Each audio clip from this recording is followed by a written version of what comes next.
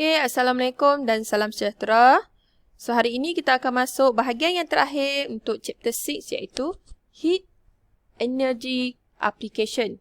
So, student, please turn to page 126 to 131. So, sebelum ini kita dah belajar mengenai mengenai teori latent heat. So, hari ini kita akan tengok pula ni teori-teori yang awak dah belajar sebelum ni. Apa itu heat quantity, apa itu heat capacity dan apa itu specific latent heat. So, hari ini kita akan tengok calculation aplikasi bagaimana diberi soalan dan awak nak pilih rumus apa yang awak nak guna. So, untuk example 1, page 126, calculate the heat quantity that required to raise the temperature of 750,000 gram of zinc to raise its temperature from 25 degrees C to 275 degrees C. Given specific heat capacity of zinc is 392 joule per kg degree C.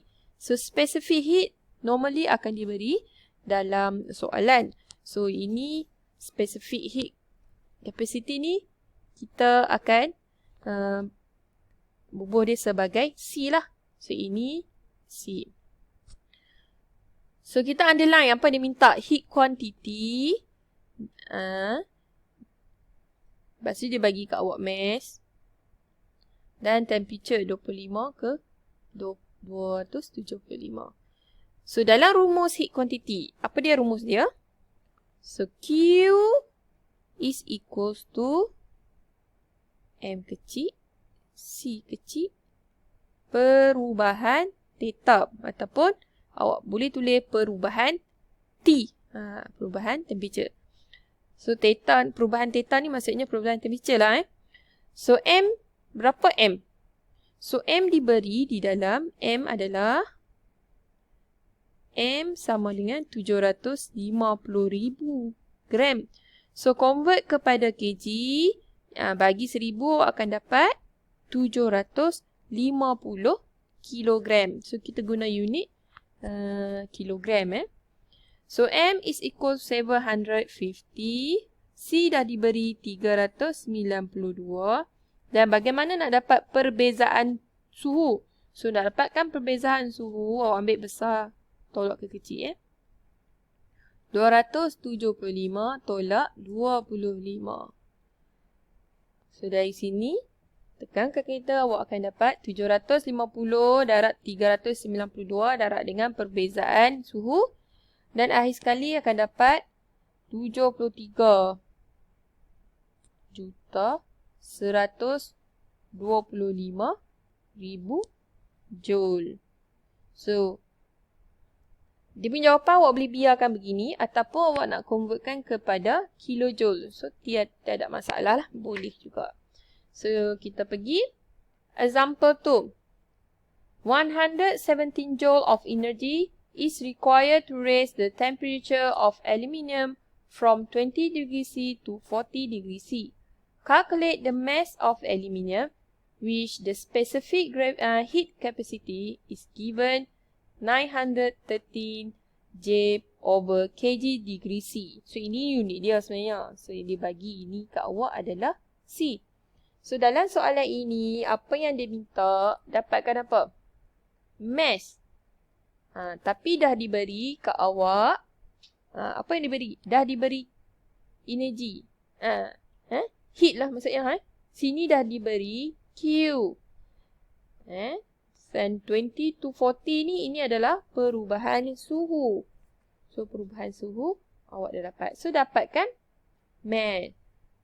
So, basic formula untuk heat quantity is MC perubahan theta ataupun perubahan suhu lah. So, Q dah ada.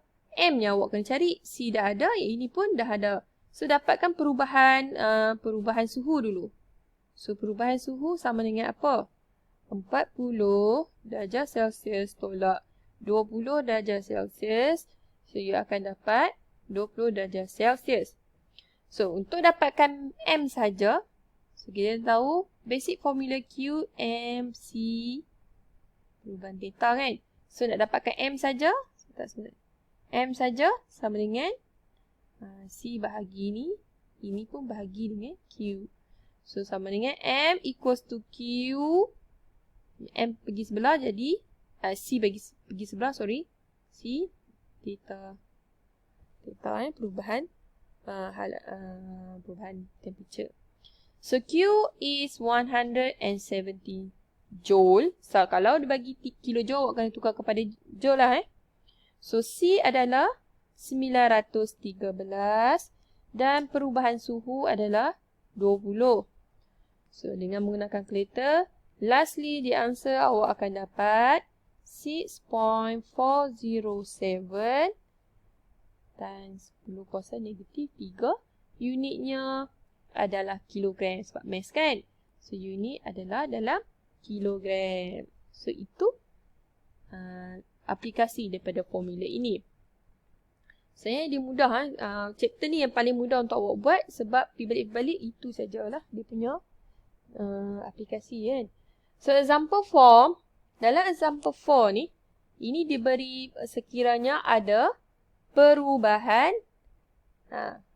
Perubahan apa? Perubahan fasa.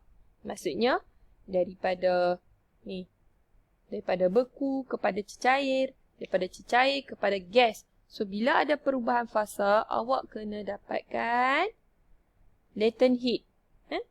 So, dalam soalan ini, some solid material of 0.5 kg with specific latent of fusion is 334 kilojoule per kg. Change it phase from solid to liquid. Calculate the heat required of this piece of material. So, dalam soalan ini, dia minta awak dapatkan heat required. Tapi kita nak guna rumus apa? Heat ada dua kan? Ada rumus satu adalah Q sama dengan MC perubahan theta. Ataupun satu lagi iaitu latent heat Q equals to ML. So, yang mana satu nak pilih ni? Kalau awak nak tahu, kita tengok dekat sini. Kat sini dia ada keyword dia. Change it phase from solid to liquid. So, maksudnya dia ada perubahan fasa. So, ada perubahan fasa, awak akan pakai rumus Q equals to ML. Okay? So, L tu apa? L itu adalah specific latent lah. Ini specific latent. Dia bagi kat awak ni 334. Tapi dalam kilojoule. So, L dah diberi. L sama dengan 334 kilojoule over kg. So, change to joule saja awak akan darab dengan 1000 dapat 334,000 joule per kg. So, M okey lah. Dia dah bagi 0.5 kilo. So, lastly untuk dapatkan heat required. Heat required ni dia boleh jadi apa? Heat quantity ataupun latent heat. So, kita punya icon, dia punya ni adalah Q lah. So, Q equals to ML. So, M dah dapat 0.5. Darab dengan L apa? 334,000. So, lastly jawapannya awak akan dapat 167,000 joule. So, nak tukar kepada kilojoule pun tiada masalah. Okay?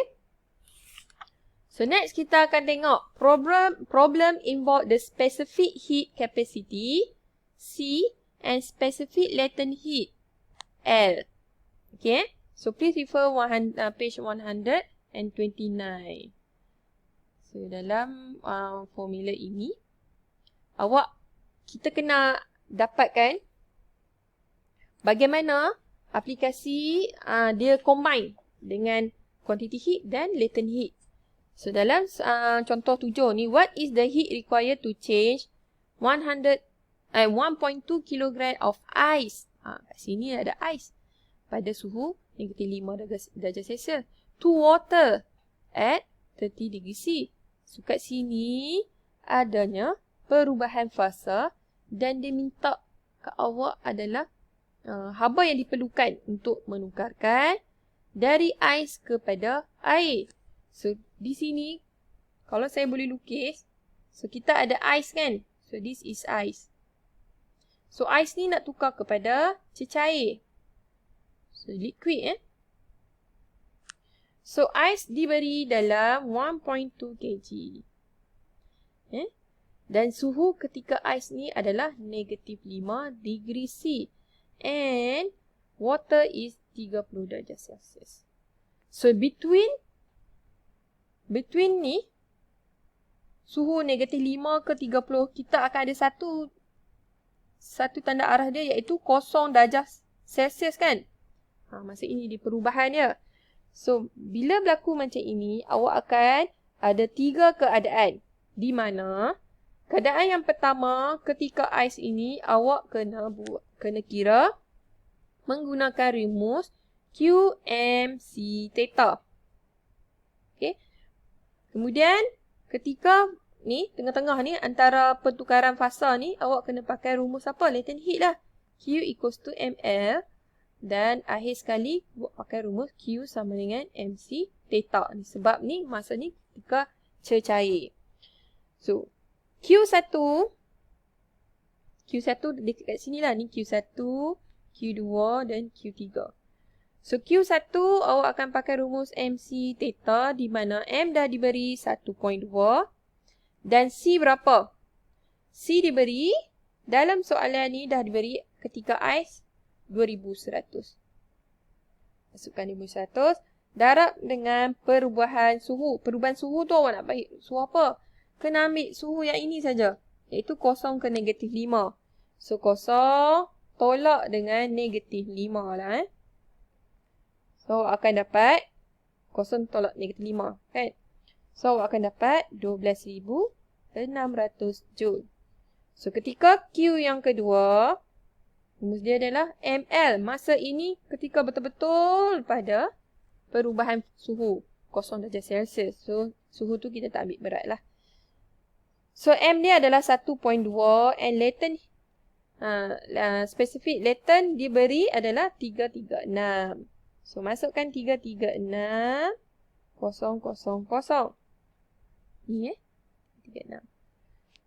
So, darab guna formula. Kalkulator ni awak akan dapat Q2 sama dengan 403,200 Joule. Okey, fasa ni dah settle sini. Dan yang terakhir ketika dia bertukar menjadi cecair iaitu Q3. So, Q3 sama dengan berapa? Kita pakai rumus yang sama iaitu MC theta.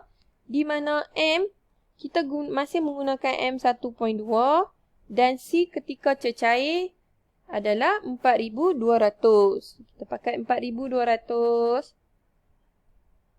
Darab dengan perubahan suhu iaitu dia mesti panas tolak sejuk. 30 tolak 0. So, last. Tekan kalkulator ni. 30 tolak 0, 30 lah. Awak akan dapat, apa jawapan dia? 151,200 Joule. Dan lastly, dia minta total kan? Lastly, Q total is equals to Q1 tambah Q2 tambah Q3. Iaitu Q1, Q2 dan Q3. So, lastly, bila awak tambah semua, awak akan dapat jawapan akhir total dia, jumlah heat dia adalah 567,000 Joule. Okay? So, itu untuk kalau soalan ada perubahan fasa, dia bagi kat awak aplikasi.